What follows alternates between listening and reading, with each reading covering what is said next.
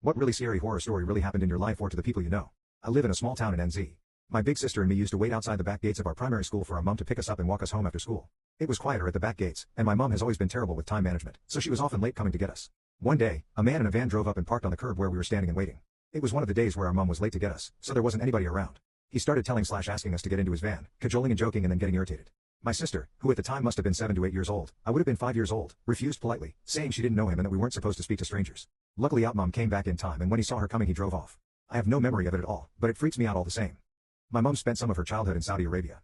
Her father worked as an engineer for an airline company and was making some good money. They moved to NZ after a few years in Saudi. My mum told me a few stories about how her and her dad would be walking in the markets together, when soldiers would come along and herd people up to attend beheadings in the local stadium. Her dad would always bundle her up into a store and hide around the back so they wouldn't be herded up with the local population. One day in the markets, she also told me that the soldiers detained a foreign woman whose hair had been showing from underneath her headscarf. They made her kneel in front of everybody and cut all her hair off roughly, making her scalp bleed.